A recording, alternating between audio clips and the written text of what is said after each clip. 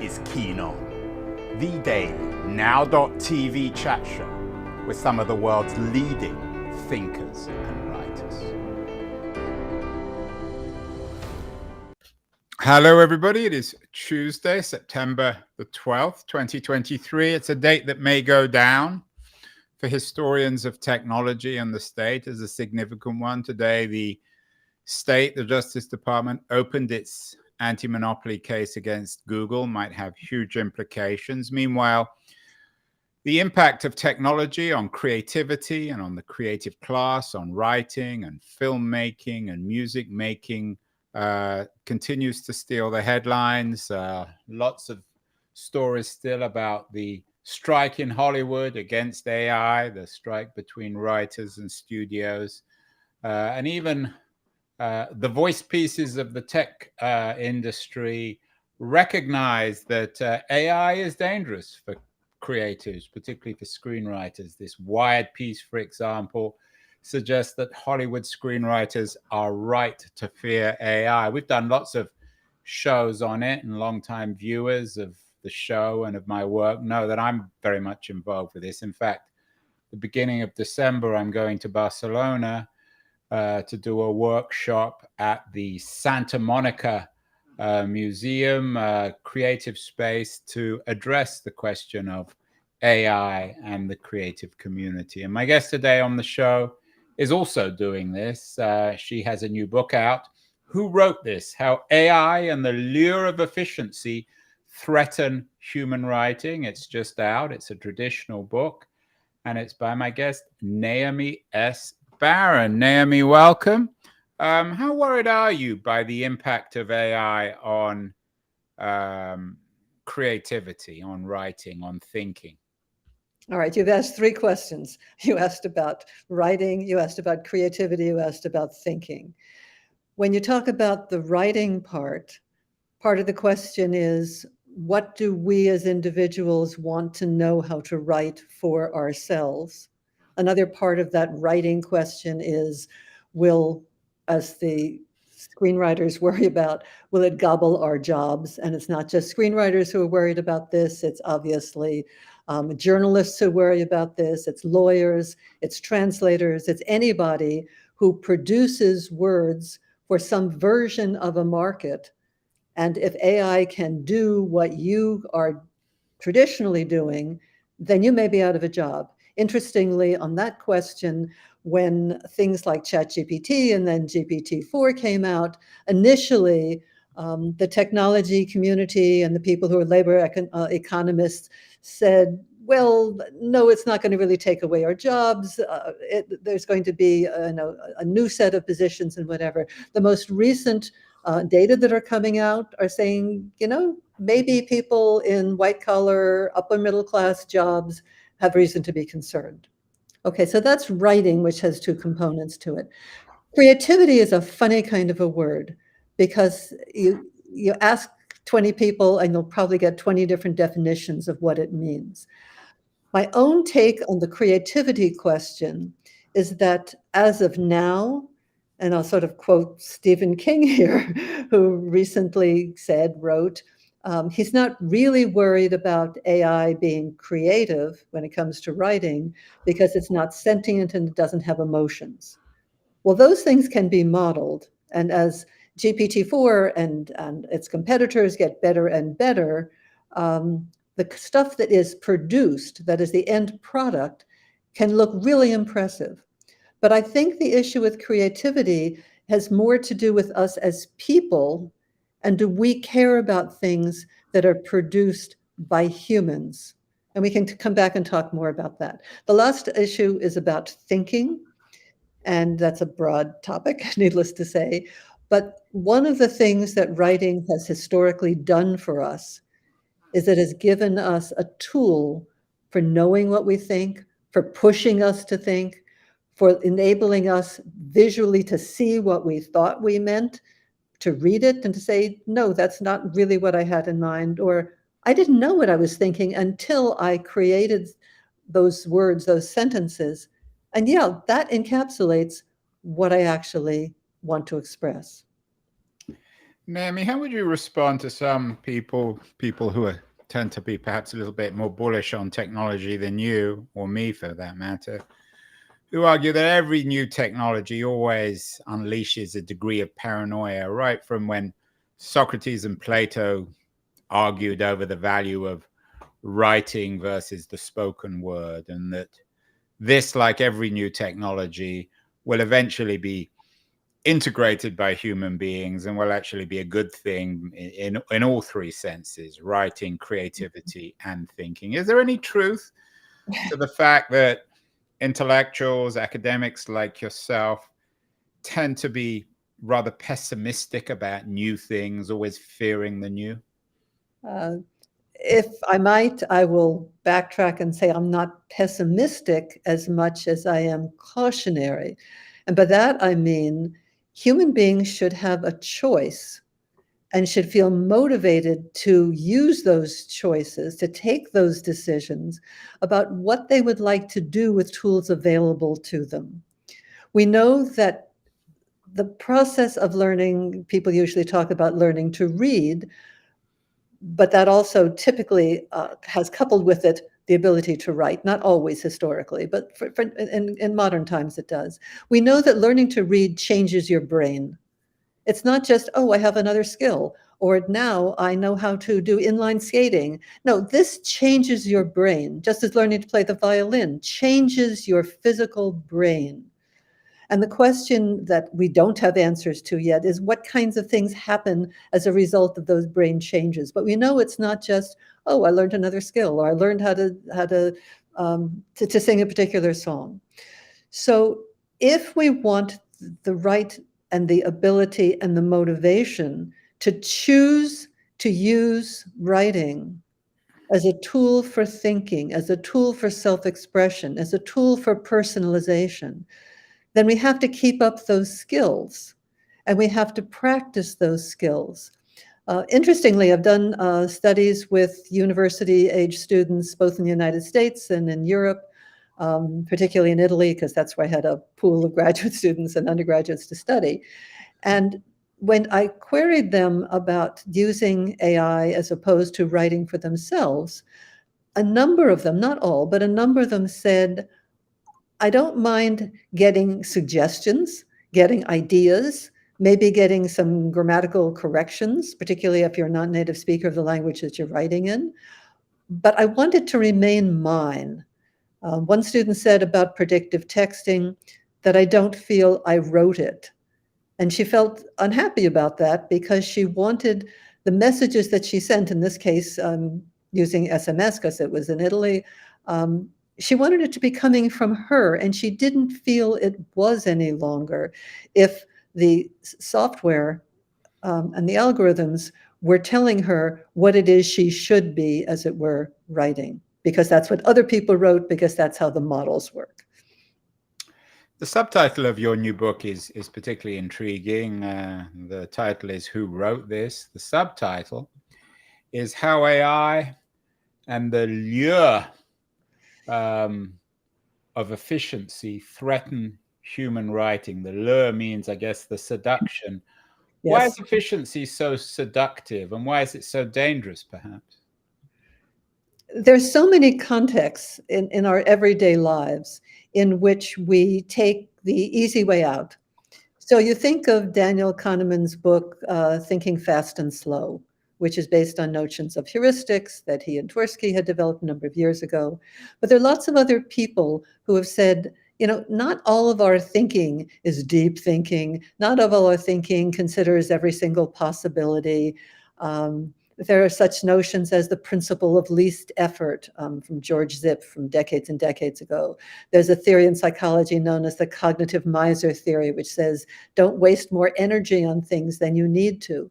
I'm not against efficiency, but sometimes efficiency is not the best avenue.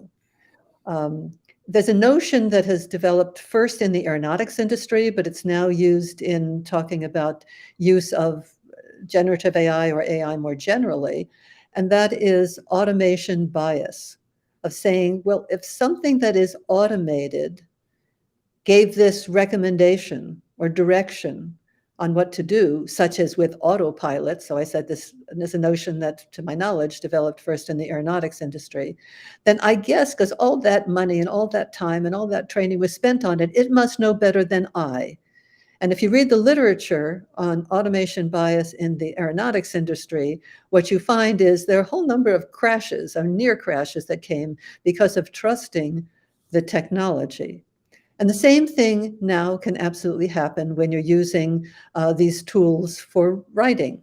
A game I played with myself in writing the book was to see where I could get Microsoft Editor to mess up grammatically. And it wasn't easy, it wasn't hard, because if you're not a fluent speaker, or at least a proficient speaker and writer of a language, and Microsoft Editor, I mean, that's the tool that a number of us at least use, call it Microsoft Word for simplicity. It comes up with things that are just grammatically wrong.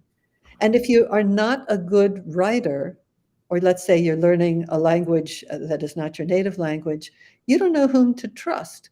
And there's this bias, there's this sense of, well, efficiently, I'll trust it because I'm guessing, as I like to say, I'm guessing Microsoft must be right because they spent $13 billion to support OpenAI, and it's the OpenAI software now of GPT-4 that's in the Microsoft products. They must be right. So the efficient thing to do is just go with them. And that I don't think people really think like that, though, do they? Do they? You think that people question when they're on Microsoft Word and it makes a suggestion and you're not particularly comfortable with it, you think to yourself, well, Microsoft spent 13 billion on OpenAI, so they must be right. I mean, people. Okay, so how many people remember that there were 13 billion spent? I can't give you a statistic. Well, several billion, leaving aside the 13 or 14 or 20 billion. The fact that Microsoft is an investor and a partner of OpenAI, I don't think that makes people think more or less of Word. But the principle is the same, to say if there is a system, which is why I brought up the autopilot in the aeronautics industry, if there's a system that automatically does something, we know, I mean, there are many books written on this and more articles than I can count with fingers and toes in the aeronautics industry on the challenges, the problems, the dangers of necessarily trusting the tools given to pilots that are automated. I'm not making that one up. So forget about Microsoft Editor for the moment. The issue is the same issue. I've taught enough students for enough years since these tools have come out. The most common one that my students use is not so much Microsoft Editor, but a tool called Grammarly, which all my students know about. It's only available in English as of now. And it cleans up your, and I'll do that in scare quotes, it cleans up your language. And these days, because it's got various versions of GPT in it, it has 3, maybe it's got 4 now, I don't know, but it definitely has 3. It gives you alternative sentences. It tells you what it would be a better way to express, presumably what you mean. And you don't have to stop and think, well, is that really what I mean? And I can promise you my students use this regularly, and they don't always stop and say, no, that's not exactly what I wanted to say. They want to get a good grade. I mean, we could talk about the perils of grading and higher education in particular.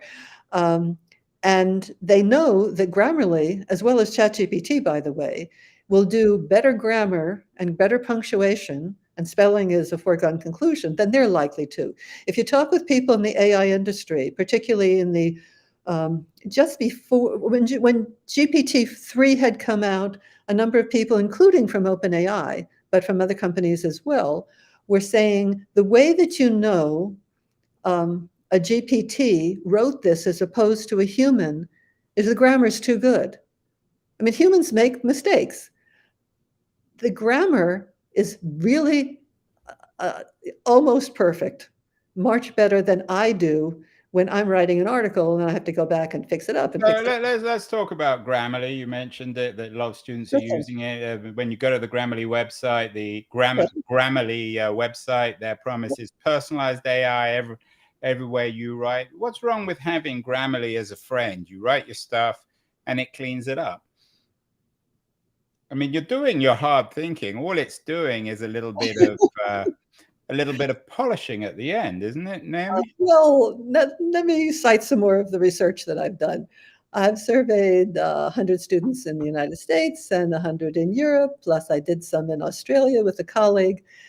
And we asked them about the differences between writing by hand and writing with a digital device, generally fingers on a keyboard. Okay. And they had a lot of interesting things to say about differences that handwriting could make for thinking. And they said, when I'm typing something, let's just call it on a laptop, I just throw stuff out there. I don't particularly think, I could rearrange later or whatever. When I write by hand, because it's a mess to cross out or whatever the reason, I write more slowly. I think about what I want to say. You are somehow assuming, or maybe you're suggesting we should talk about, that after students write something, they bother to do a second draft. And the answer is overwhelmingly, unless you make them turn in a first draft, and then you give them comments, and then you have them do a second draft. One draft and a little bit of touch up around the edges is all you get. And I've read too many thousands and thousands of student papers from reasonably good university students that are not clearly thought through. But isn't that your job as a professor, to punish them if you slovenly work? I mean, when I used to teach college, I used to make it clear that I'm a tough grader, and if their stuff was half-baked, they'd get a half-baked grade. That's just the nature of things. But actually, I see my job not to just grade them as they deserve, but to teach them to do better. And but isn't one teaching us? Sorry, I get into trouble for interrupting. That's why I'm not a teacher, probably, Naomi. But isn't your job to, if not make them fearful, certainly make them recognize that they need to take a lot of time on their writing? And how do you make them do that? The only way you can make them do that, and I have spent years of my weekends, my evenings, my vacations, working through student papers to try to teach them to write. And the courses that I teach are not writing courses. I teach linguistics courses, or I teach courses about language and technology, or whatever. Interestingly, many students resent the comments that I put on their papers. They have said to me, "You're not a writing teacher. This is not a writing class. Why are you criticizing my writing?" It's not just one student who said this over the years. Second point here is a dirty little secret that was taught to me by college writing faculty. That is, the people who typically teach first year or freshman students their writing course, that first year, typically it's the first year of college. They will tell you the writing level for their courses by the end of the course tends to have improved from what the students came in with. And then when the students get let loose into other courses where writing is not the sole source of the grade, as it were, the writing declines, the level of writing, the level of commitment. And students will tell you, I'll only put my effort into what I think is going to benefit me. It's a very cost-benefit analysis. Can't blame. I mean, I take your point. I'm sure you're right. You know this stuff inside out, but you can't blame OpenAI for that. The fact that students. Okay, so let's get to OpenAI now. Well, let's take a break first. We are talking with Naomi Barron, the author of Who Wrote This, about AI and creativity, writing, thinking, and one publication that does a great job on all three fronts, writing, creativity, and thinking, is Liberties, a quarterly journal of culture and politics. I'm going to run a short ad for Liberties, and then we'll be back with Naomi Barron to talk more about AI and all the opportunities and problems that it seems to be bringing, especially in the context of writing and reading. Beyond the news, the noise, there is nuance, insight. Liberties is not just a journal of ideas. It's a meteor of intelligent substance. It's the place to be for engaged citizens. Politics, opinion, substance. Liberties is a triumph for freedom of thought. A quarterly of urgency, of cultural exploration, of intellectual delight, of immaculate prose. It's invaluable. Subscribe now or find Liberties at your favorite bookseller. You can find out more about Liberties at libertiesjournal.com, a beautifully edited thing full of high quality writing. We are speaking with Naomi Barron, who's an authority on AI and writing and creativity. Naomi, in the first half of the show, we talked about the relationship between AI and writing, but I wonder if the key relationship, and you wrote about this in an interesting LitHub piece that you just wrote, was the relationship between writing and thinking, but also above all else, writing and reading. How do we know when something sounds good? How do we know when something sounds right? And much of that isn't that associated in many ways with reading? Of course. You talk with professional writers, literary writers. Let's just move the professional aside and say literary writers. And what they will tell you is the way that you become a good writer is reading and reading and reading. So of course, those are integrally tied together. You mentioned reading, and we'll come back to that, or I'll launch into that and thinking for a moment, and then we can segue to writing. A lot of the research that I did before this book had to do, that's the mail arriving. A lot of the writing I did before this book and the research was on reading digitally versus reading in print. And you may have done shows on this, and there's a huge discussion of it. What we know is that statistically, people do better in comprehension tests when they read in print, most stuff, at least informational stuff, than when they read digitally. But then when you ask them why, what's the difference between reading in one medium versus another? And what they will often tell you, and I have hundreds of students of varying middle school and high school and university age telling me this, that they slow down, that they think more about the words. They get engaged. If it's fiction, they identify better with the characters.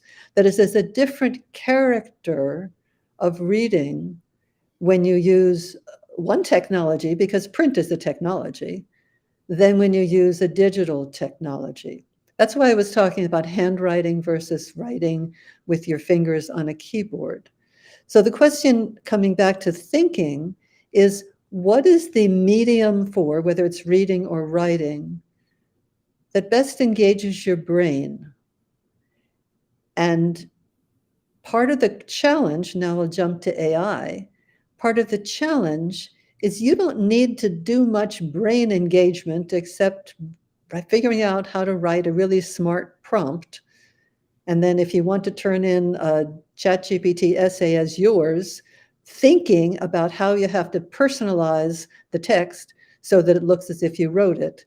And by personalizing it enough, you can fool the new tools that have been coming out. GPT-0 is the best known of them, but there are at least half a dozen or more out on the market now to, in principle, detect, did a human write this? Did a non-human write this, a GPT? But the game for writing shouldn't be, can I get a good grade? It shouldn't be for some things, not all things, but some things, can I get it done fast? There's some things I'm perfectly happy to get done fast. The fact that going to journalism now and artificial intelligence, these tools have been around now for quite some time for writing things like sports stories. Who won this game? I don't really care if that is written automatically. I don't care if the Fortune 500 quarterly reports are done automatically. That doesn't bother me one iota. What bothers me is if we lose the feeling that, the things that humans have used writing for, that are expressions of self, that are learning about oneself, that are emoting. And if we don't maintain the skills necessary for doing that, we don't have the motivation to try because we say, I don't know how to do that anymore. You wrote, you described personal expression as both an art form and as a craft, and you suggest that writing is a craft. But many crafts die out. You know, knitting has died out. We don't make our own clothes. Are we any poorer for that? Excuse me. Some of us Well, some of us may, but most of us don't have the time or the interest, or the ability. Or whatever. You're right. So the question is literacy different from sewing? We used to make our own clothes because there was no way to manufacture them. And there was a time when manufactured clothes were far more valuable than handmade because they looked so much better, right? And now, if you want to get handmade suit, I promise you it's much more expensive than if you get an off-the-rack suit. And part of the question there is, do we care about human effort being put into something? Writing, I believe, is different from a number of skills. Think about why people still go to concerts, to live concerts, to bother. I mean, let's call it post-COVID, although it really isn't. After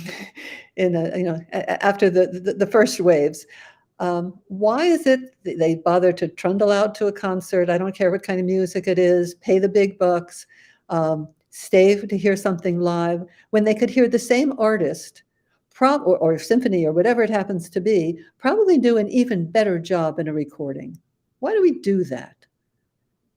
Because we care about humanity. We care about connectivity. There was this big assumption when Netflix started becoming large, or if there was Blockbuster Video before then. No one's going to go to the movies anymore. People really want to go and sit with other human beings. Writing is a human art. It's the same thing. But most people, I take your point on the concerts, but in that sense, we're consumers. Most people don't write. They go to college for 3 or 4 years. They have to take classes with academics like you, as you suggest. Most of them don't like doing it. Most of them cheat or are lazy. And then they get out and they don't have to write. And people don't write letters anymore. You can't blame the computer for that, really. I mean, no. So it was that the telephone got there first. Blame that. Right. So the telephone destroyed letter writing. As you say, technical writing is neither here nor there. The vast majority of people don't write in their lives. It's one thing to go to a concert or go to a movie, but writing is a different kind of craft or activity that requires much more effort. Okay, and with or without computers, people simply don't do it. Well, yes and no. What do I mean by that? There are a number of schools that really value writing. Probably Bard in Annandale and Hudson does so more. These are fancy elitist places that cost 50 grand a year to go for the children of the new aristocracy.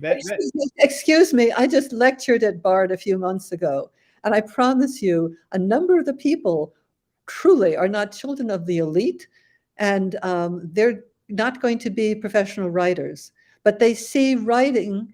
I mean, I will just say they're fortunate to be encouraged to keep journals, to think about things, to write things down. People used to keep diaries, and you'll say, oh, who would keep a diary? And then you're supposed to keep a blog, and then that becomes public if you want to make it public. We lose something. I mean, we lose something when we say, gee, we all have automobiles. What do we need to walk for? Well, look at the average girth and poundage of Americans. There are consequences for saying I'm giving up on something. So what's the equivalent? You connected the epidemic of obesity with people's reliance on the motor car. What's the equivalence of obesity when it comes to the fact that people aren't writing anymore? Okay. How much do you know who you are? I mean, okay, let's take democracy. Okay, that's under a lot of threat at the moment. I saw this morning's news and what was happening on Capitol Hill. I just leave it at that. One of the things that writing does is it helps us see what we're thinking. It helps us say, do I really believe this? Do I agree with this? As opposed to, I saw someone said it, it must be true. And, reading goes with writing, and the amount that Americans read would challenge a wet squeegee, for last place. We're not engaging with literacy more generally. And no, I don't blame artificial intelligence for this, and it's not simply television. It's a complex story as to why we don't read. And by the way, when you look at the statistics in a number of other countries, there are a number of other countries, particularly in Western Europe, that aren't reading much these days either. So literacy is a package deal in a sense. Aren't we reading social media and writing on social media? Lots of people suggest that it sure. actually represents a golden age, and often on social media, people are writing nonsense. We did a show yesterday with Mike Rothschild, who talked about Marjorie Taylor Greene's blog or social media posts about the Rothschilds and space lasers and ruining the world. So, I mean, the fact that people are writing on social media doesn't make them any wiser. Right. And I can do, I can write nasty notes and stick them under people's doors, and that doesn't make them thoughtful, and that doesn't make me a more intelligent person just because I physically wrote something. It has been argued, and it's probably true, but I don't think anyone has data on it that are worth anything, that the number of words that we are reading these days because of social media is larger than any time in the past. But there's a stop sign at the end of my block, and I can read that too, but that doesn't do anything for me intellectually. It tells me, look out for other cars and maybe the police if I don't stop. The issue about writing is, what is the quality for your brain? I'm not asking you to win a Pulitzer Prize. I'm not asking you to win a National Book Award. I'm asking you to have some way to get yourself to think, to weigh people's arguments. And one of the ways you can do that is by analyzing for yourself what their arguments are. That's what college was supposed to be about, at least outside of the mining and Aggies and so forth that grew up in the United States. It was supposed to teach you to reflect.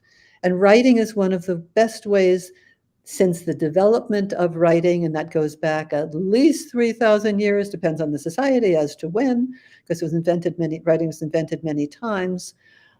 We lose a tool for knowing ourselves. We lose a tool for civil discourse. I can put all kinds of screeds out as X's, I guess, as opposed to tweets, but that doesn't make me think. We know that the things that used to be retweeted were often the things that were, how should I express this? Were either wrong or were twisted or misinformation. This is no way to use the written word, and I don't care which medium you use it on. We're degrading a tool that we have available to us. And I'll give an analogy that it probably is way too strong. We're killing our environment, thank you, because some people make money from the things they do. If we want to degrade our human abilities to think, one of the best ways to do that is to not take reading and writing, and I'll put those two together, with any degree of seriousness. And you look at what's happening, again, I'll speak specifically in the United States, at what the degradation and the amount of reading and writing that we do perhaps correlates with what's happening to us as a democracy. So the fact that we don't read is undermining American democracy. I would not be the first person to say that.